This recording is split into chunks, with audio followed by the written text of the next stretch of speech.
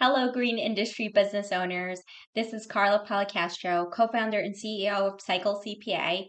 And today I want to discuss the difference between tax depreciation and book depreciation.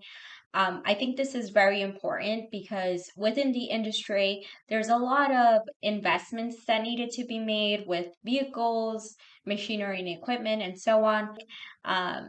Let's get into what depreciation means. So depreciation is an expense line item that is to be accounted for the usage and the deterioration of a certain vehicle or machinery and equipment that you purchase within the business.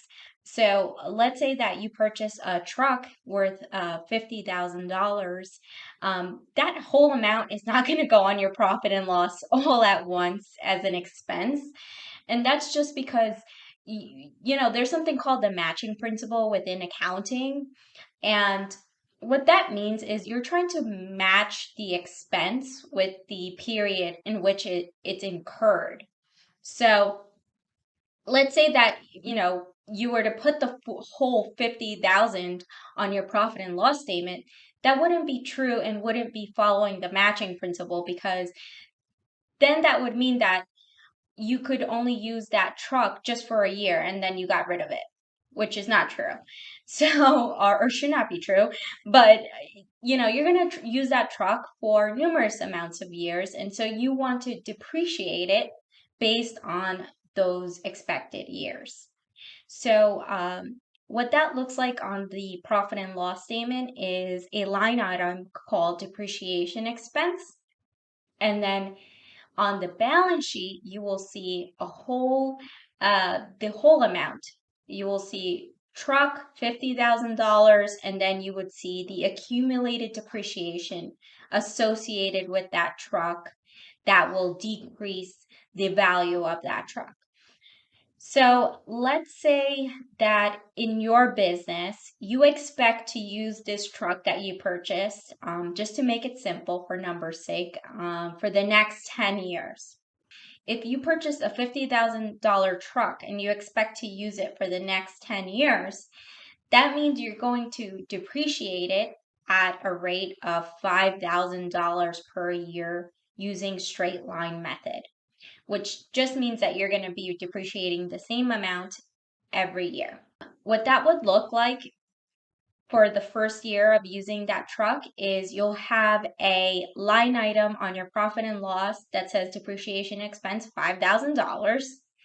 And then on the balance sheet, you'll see your truck worth $50,000 less accumulated depreciation of $5,000. The net book value is $45,000. So you have $45,000 left to depreciate from year 2 to year 10, right? And so for tax purposes, so I just described book purposes. So book depreciation is based on what its expected usage is going to be, what you think you're going to use it within your business, how long you think you're going to use it within your business. This is a more accurate approach, and this is the approach you should be using to recoup those costs within your estimating processes and so on. So now with tax depreciation, that's based on the IRS laws. It's not based on how you're going to be using it or anything. The IRS doesn't care about that. They're going to depreciate that truck based on their laws. So, that could be based on the IRS law. It could be depreciated within 5 years, or maybe an accelerated method. So if it is depreciated like that, then that amount would be different than what you would expect it to be within the 10 years, right? But in essence, the whole depreciation amount is going to be the same. It's just different life terms of the asset, right? Again, some companies, right, they have two sets of books. One set is for tax purposes. Those sets of books, that's where your tax professional should be keeping that information.